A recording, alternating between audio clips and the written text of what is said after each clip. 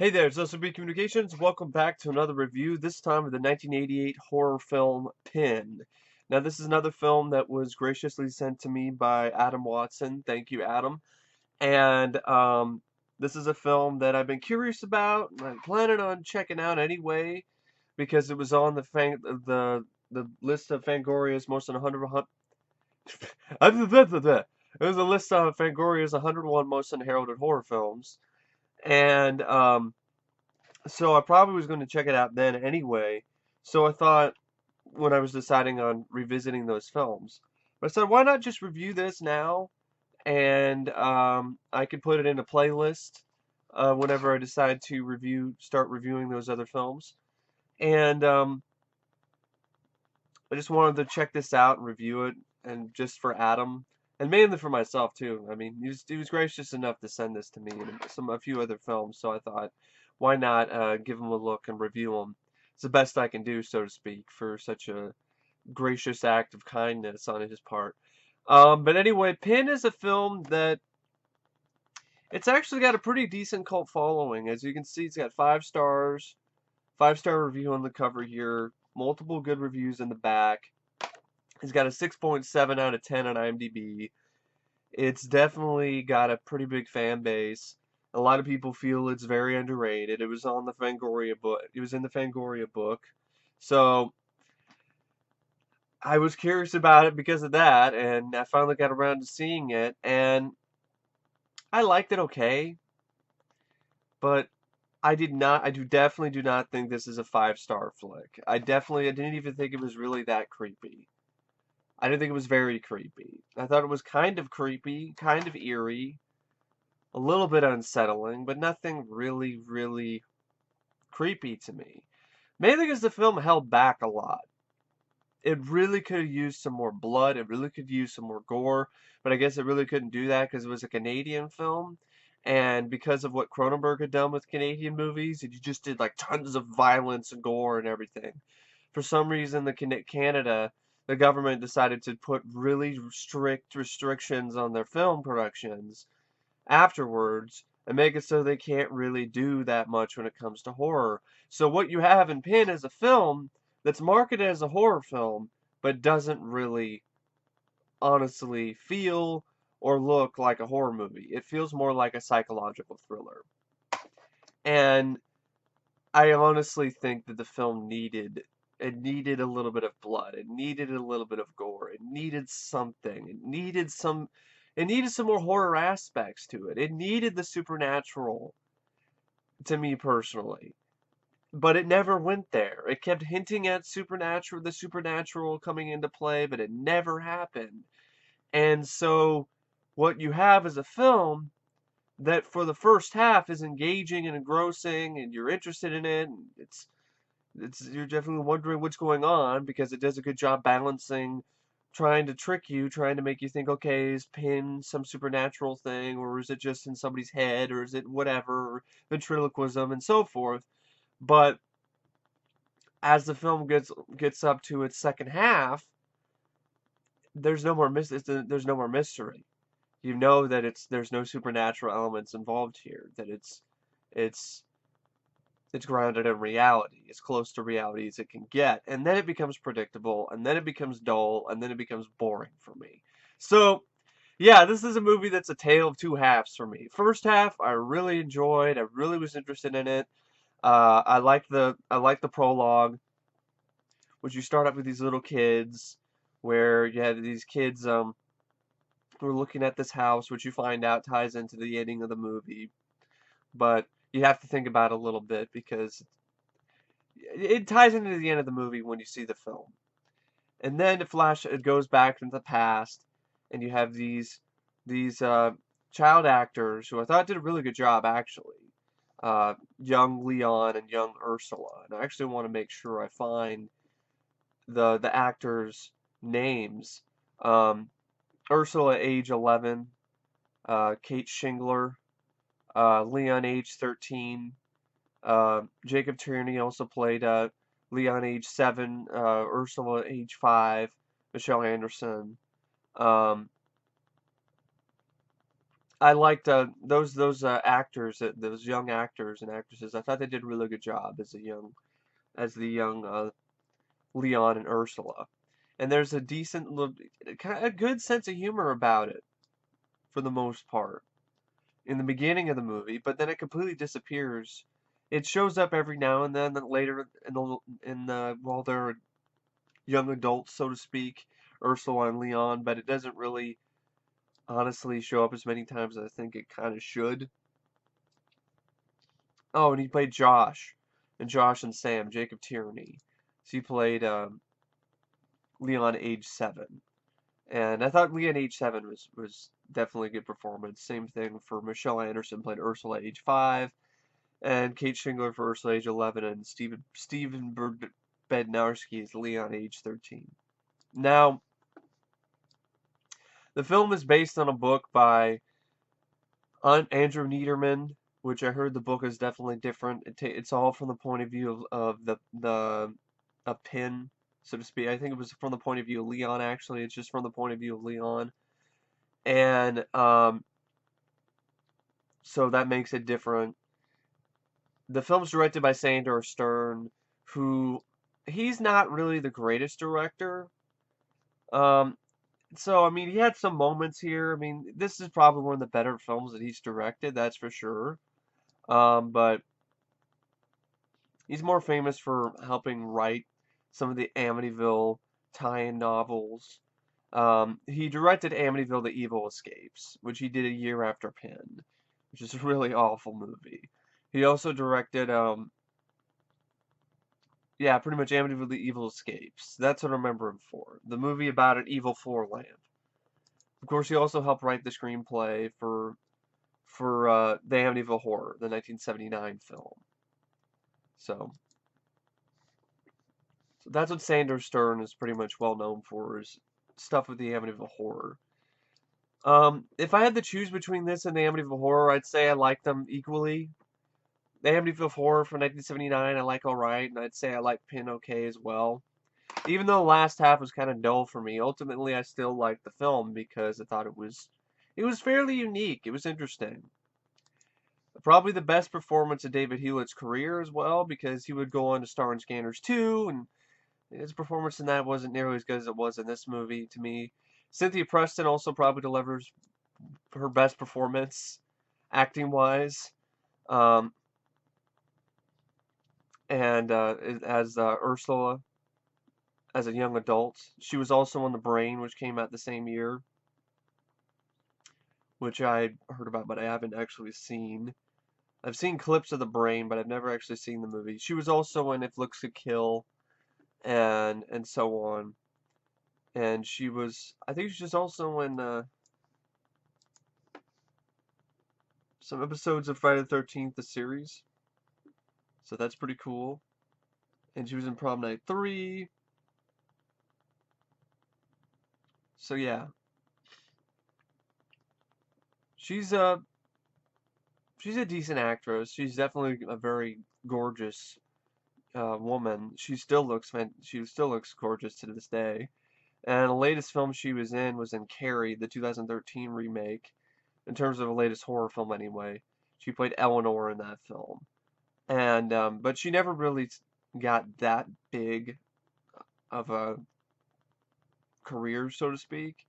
She did a lot of TV shows and so forth, and even she was the voice of Princess Zelda in The Adventures of Super Mario Bros. 3, and in Captain N, the Game Master TV series. So yeah, she didn't really have a ton of things that she ended up doing.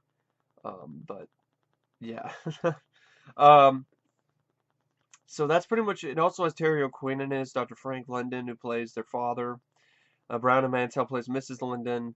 John Pyper-Ferguson plays Stan Fraker, who's this guy that Cynthia Preston ends up falling in love with later on in the film, and Jonathan Banks plays the voice of Pin. And he does that's the Jonathan Banks does a really good job with the voice of Pin, because Pin is this very the voice itself just sounds really weird and creepy. And Jonathan Banks has been in a decent amount. He was in He was in Horrible Bosses 2. He played the detective guy, Detective Hatcher. He was also in Identity Thief, played a character named Paolo. Um, he's been on TV a lot. He plays Mike Emerthrout in Better Call Saul. He's in Community as Buzz Hickey. He plays the voice of Book Cop and Axe Cop. Um, he's Mike Emerthrout in Breaking Bad and Better Call Saul. And yeah, I guess at one point he actually worked for the CIA. Actually, his mother worked for the CIA, which is interesting. And he was also in Armed and Dangerous. He was in Buckaroo Banzai. He was in Under Siege Dark Territory. Um, he's been in a lot of movies. He was in Gremlins as Deputy Brent. Played Zach in Beverly Hills Cop. Um, so yeah, the guy's been in a lot of stuff. Character actor. If you see him, you might recognize him. Because I saw him, I'm like, oh, it's the guy from Horrible Bosses too. Okay. But anyway, he did an amazing job as a voice of Pin. Now, the plot, it's interesting how they put it together. They have it start out in the future, in the present, and then for a brief moment, and then it goes into the past, and then it goes further into the future, and then it goes up to when Leon and Ursula are young adults, so to speak. And so pretty much you have Dr. Frank Linden, played by Terry O'Quinn. He has a life-size and anatomically correct medical dummy in his office, which he calls Pin. And the look of the dummy is, I'd say it's kind of creepy, but it's not any more creepy than anything you would see in a doctor's office. Um, and via ventriloquism, Dr. Linden uses Pin to teach his children, Leon and Ursula, about bodily functions and how the body works in a way that the children can relate to without it being awkward. Which is that's a fair. It does definitely the film definitely does hook you from the beginning. You're definitely interested in what's going to happen. And Dr. Linden's interactions with the children are otherwise cold and emotionally distant, and his ventriloquism act is the only sign of a more warm and playful side to his nature. He even has Pin buy presents for his kids, and they're really nice presents, but he doesn't even really seem to buy gifts for his kids. He has Pin buy them for him. Or he buys them and then makes it look like Pin bought them. And so, unknown to Dr. Linden, Leon is actually mentally ill, and he has come to believe that Pin is alive. He has a early onset form of schizophrenia, and due in part to his mother, who discourages Leon from playing outdoors or bringing anyone home. And Leon even tells his mother,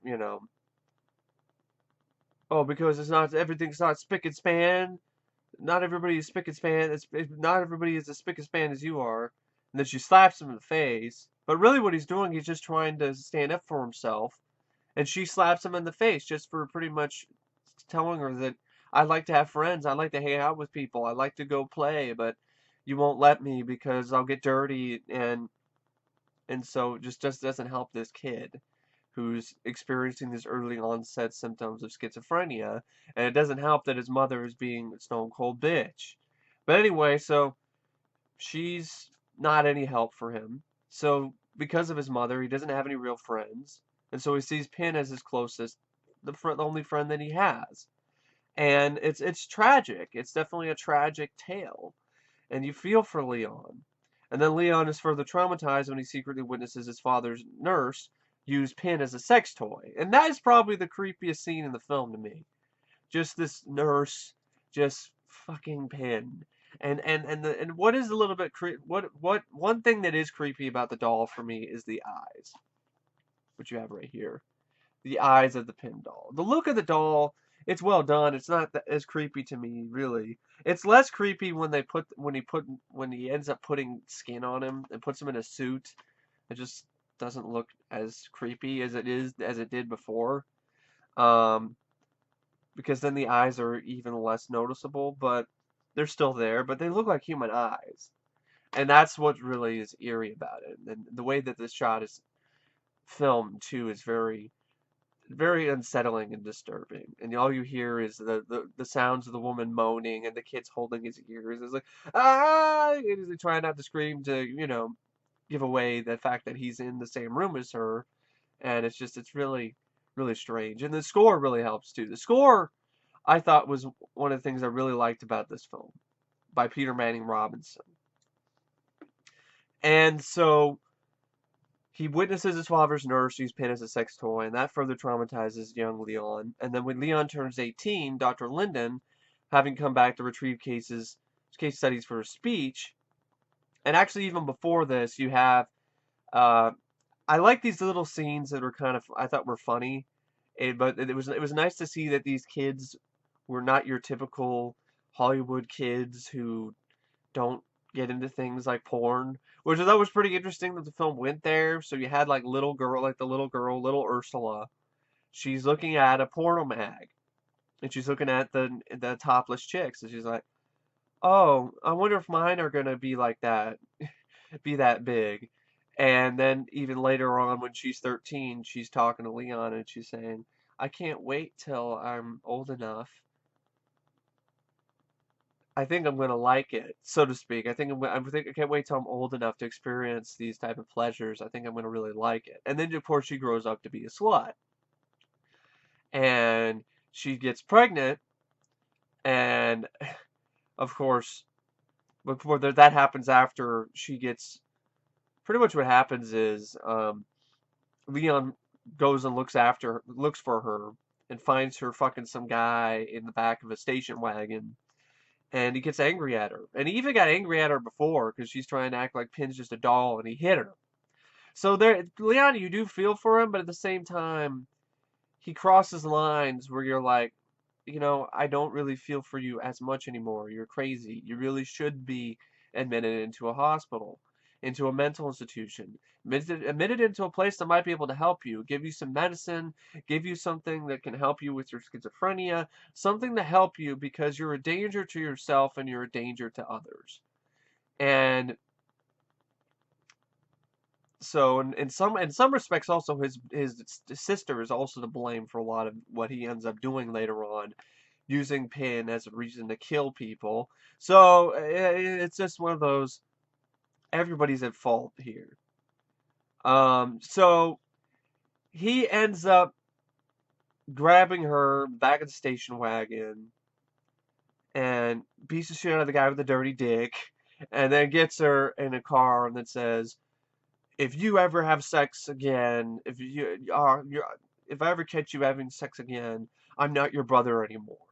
And then she makes a promise to them that she won't do it anymore. And then 2 weeks later, after the promise, she's telling Leon that she hasn't had her period.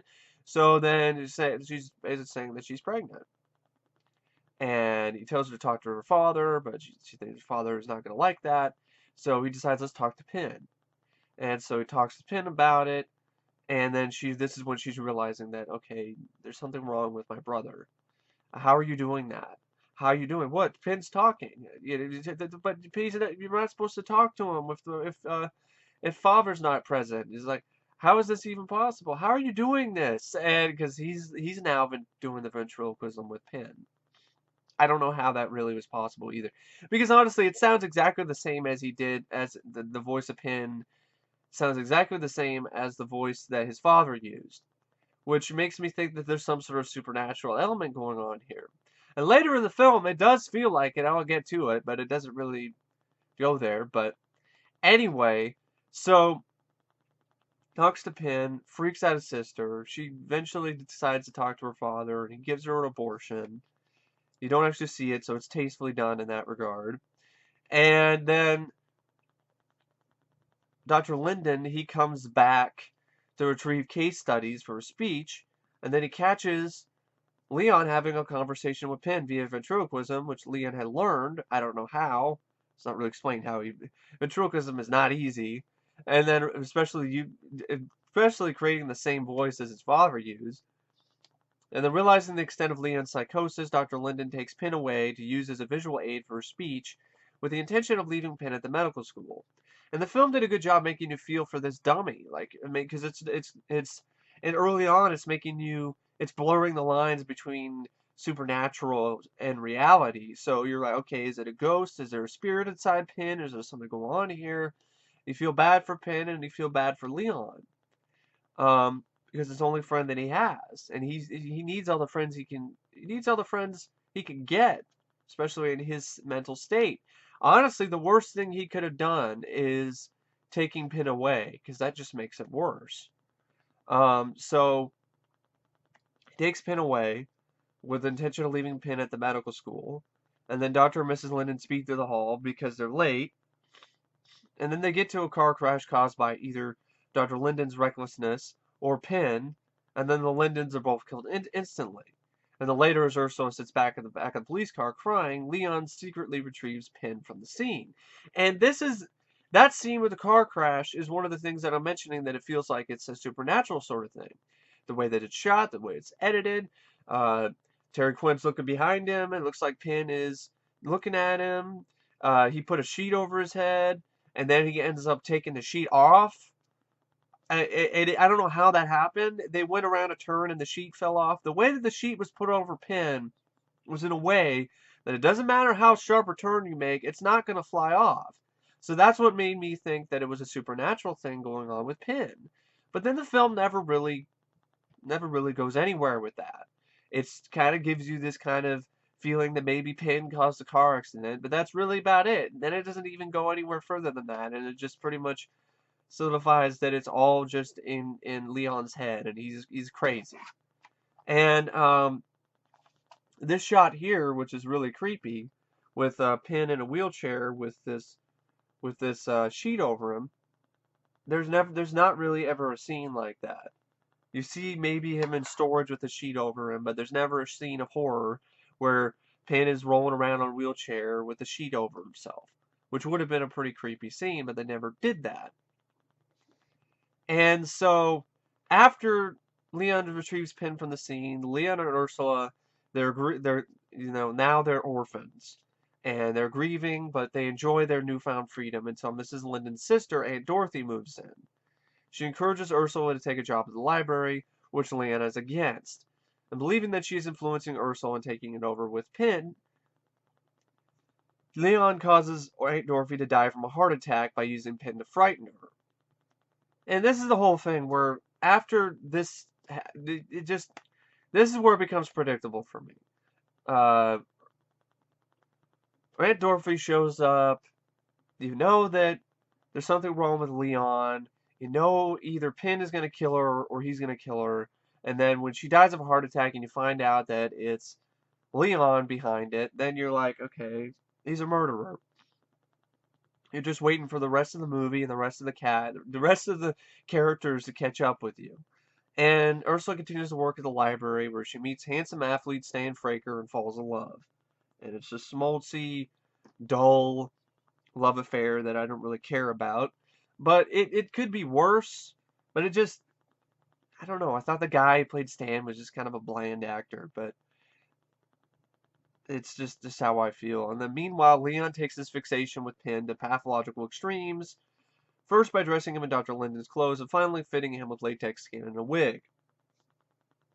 Which makes him look like a mannequin, or reminds me of what Eddie Murphy looked like when he dressed in whiteface for that SNL skit. And then Leon believes that Stan is only interested in Ursula's inheritance, and that he wants to put Leon into a sanitarium. He invites Stan over under the guise of discussing a surprise party for Ursula, and he knows that he wants to put Leon in a sanitarium because he overheard them talking when he thought he was having a really good night, and he was sharing them his poetry, which is really disturbing. How about raping his sister and all kinds of stuff like that.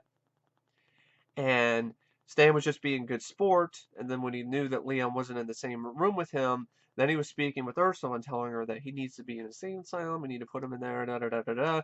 And then his sister's like, no, I love him, I love my brother, I don't want to put him there. It's like, you should. You know how hard it is? It can't be that hard, really. All that you have to do is get a psychiatrist to come to your house, witness how he reacts with Pin, and then his ass is in a mental institution. Like that. Because he's a danger to you, and he's a danger to himself, and actually it's not really that easy. I wish it was, because I've experienced this personally myself. It's not really that easy. You could be showing obvious symptoms of mental breakdown, but unless the person actually harms themselves or harms somebody else, well, you got nothing. And they can't really prove that he killed uh, the aunt.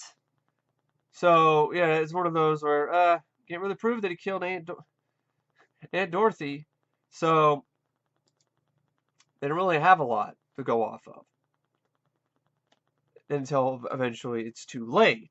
Because Leanne invites Stan over under the guise of discussing a surprise birthday party for Ursula. Leon then drugs Stan drink, but Stan fights back because he didn't put enough of the poison in there, and then Leon bludgeons Stan with a wooden sculpture, and it's really not much of a death scene. There's just a little bit of blood. And then following Pin's instruction, he puts Stan in a bag and plans to dump him in the river. But then Leon is interrupted by a call from Ursula, who says that she intends to come home early. And then Leon quickly hides Stan's body in a woodpile outside the house and cleans up the blood. But he forgets to pick up the watch. I don't know what he was thinking. Cleans up the blood only because his psychosis, his split personality in the form of Pin, told him to do it, but told him also kill Stan because he's in the way. And so he doesn't pick up the watch for some reason, though, which he already knows beeps, which he already knows belongs to Stan. And so then the film tries to keep this as something that's going to be a surprise at the end, and then it's completely predictable. Because what happens, his sister, she gets off work early, and then she's getting ready to. Then she comes back home, and then to calm her, Leon tells her so that Stan is visiting a sick friend out of town, and she believes him until she discovers a gift she gave Stan and a wet spot on the carpet. She discovers the watch. I'm like, oh, she's gonna find the watch. She's gonna find the watch because he hears a beep. She's looking for Stan. She finds the watch. She finds a wet spot. She finds blood, and then she confronts Leon, and he blames it on Pin, which causes her to run out of the house in hysterics. Then Leon asks Pin why he would not help him. And then Pin states that he has never lied to him, never lied to or for him, and that Leon's motives were selfish. And then Ursula returns with an axe, which she raises ready to strike, and the screen goes white as Leon screams and cowers. And it's slow-mo. And it makes you, the filmmaker, the way the film is shot, this sequence is shot, makes you think that she killed her brother, but you find out that's not what happened. I guess she killed Pin, but you never see her destroy Pin. And I know people are defending this ending and saying, it's really straightforward. It isn't straightforward. They never show, point blank, her destroy Pin. All they do is show her in slow-mo with an axe screaming and seeing the brother screaming, and then it fades to white. That's all you ever see. You don't see her smashing Pin into pieces. I don't know why they couldn't have shown that scene. That would have explained a lot of stuff and made the ending a little bit less confusing to me, but eventually I did get it, but it's just one of those, you really could have done a little bit of a better job with that, for me personally. And then the police then find Stan's body, and to their amazement, he's still alive, which I call bullshit on. But then sometime later, Ursula and Stan return to the house to visit Pin. Then Ursula tells him that she's going on a trip with Stan. Pin inquires as to whether she's heard from Leon. Ursula replies no. And Pin says that he misses him a great deal. Ursula agrees. And then it is revealed in the twist ending that she's talking to Leon, who was taken from Pin's persona. And when the dummy was destroyed, Leon had a psychotic break, which left only the Pin side of his personality to completely take over. Yeah, we know, but we don't know that Pin was destroyed until that moment. And they were like, oh, okay, so he's Pin now. I guess I get it. I understand it. I get the ending, but they could have handled it better. And personally, I think this film could have been a lot better. I understand this gets 5 stars. I would not give it that. 6.7 out of 10. I think that's way too high. I've seen better horror films that are actually scary, that are actually, honestly, a horror film than Pin. There's barely any blood. There's barely anything really, truly horror about Pin. It's more of a psychological thriller. It's more of a drama. It's more of a thriller than it is a horror film. And so, but it's effective when it gets it right. The first half of the film is very weird and very strange, very surreal and very interesting. I almost wish it honestly would have just stayed with the kids, young Ursula and 5-year-old Ursula and 5-year-old Leon, and have it so they there's something to do with Pin. Actually, there's some supernatural element regarding Pin, and then it ties in with their father somehow.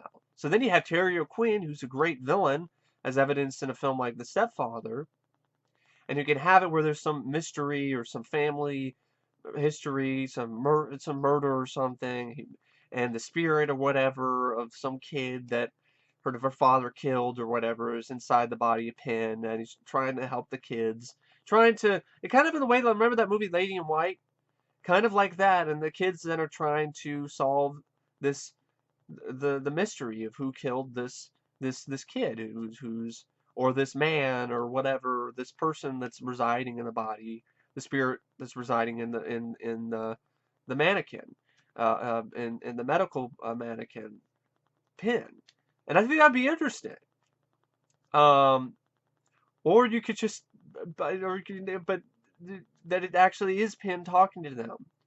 That it actually is Pin actually physically talking to the kids, and it's not Terry O'Quinn doing ventriloquism. And that makes it so when he's trying to take Pin away from Leon later on, then you really do feel for Pin and you feel for Leon. You could have the prologue stuff where they're just kids and they're talking to Pin, but then you can have it where they get older and then you're trying to get rid of, and that's when they finally try to. They were too young to piece together sort of the things about the murder or whatever, or what Pin didn't want to tell them about it until they were older, and then finally they figure it out, and then becomes a murder mystery, and then a thriller, and then so forth and so on. I'd be interested in that. Another idea that I thought would be pretty interesting is if it started out a little bit of the stuff when they were a kid with the ventriloquists, with their father and Pin. They the same sort of stuff with them as young kids, but just really go quickly to Leon losing his mind, and all of that, parents dying, Leon losing it, and then have this climax scene in the middle of the film where he's killed Stan, and then he's split, and it's now it's brother versus sister, and she has to fend for herself, and she grabs the axe and she decapitates him, but she doesn't destroy Pin, and she kills him out of self-defense. And then the rest of the film, though, I think would be interesting, is she moves out to another place, but then her brother's spirit ends up taking residence in Pin and then follows her. And then it actually does become like Child's Play, which it actually mentions on the back here, which it really isn't at all like Child's Play. And then you have the last half of the film is this really scary, suspenseful game of cat and mouse and a body count film where her brother, psychotic brother, is actually walking around in Pin and killing people, and again trying to find her. And I would actually, that's the one that I would like. I like this stuff with the kids and so forth and the murder mystery, but I like this concept the best. It actually makes it truly horror. It makes it gives it an opportunity to have a body count. It gives it an opportunity to have more gore. If you're going to do a remake, I would love to see this idea that I just mentioned here on film. And it has a chance to make a killer Pinocchio movie in a sort of a way, but do it right. A lot better than crap like Pinocchio's Revenge. And I like that concept. I really honestly would think that it really would be a plastic nightmare if that was the case. And it has the potential for some really creepy scenes with the anatomy doll and it's walking around in the shadows and taking people out, and then sister has to fight her brother again, but in the form of Pin. It could be a really interesting, intriguing, thrilling scary movie and actually live up to horror. Actually be a part of the horror genre and not just a psychological thriller that has its moments, but it gets really dull at the end because it gets predictable and it gets boring because it's just we already know that he's crazy. We're just waiting for his sister to catch up on it. The world's most accepting boyfriend to realize that he really does need to be put into a mental institution. Maybe he should stay away from this guy. And if it means staying away from Cindy Preston, well, it's not really. I don't think it's Cynthia Preston, and that do what we got to do, because I don't want to die. Um, but it is what it is. I can't really change the film, but I just, from all the good reviews and everything, the 5 stars, I expected more of a horror film, I guess. And that's really not what the movie is, and I just thought the last half was pretty dull, and that was pretty boring and predictable, except for the ending, which was definitely tragic, but at the same time, can't really feel that bad for Leon because he's a murderer. So he should have killed 2 people, not one, because I don't buy fucking Stan being alive. He was in the woodpile with a plastic bag over his head. He would have suffocated.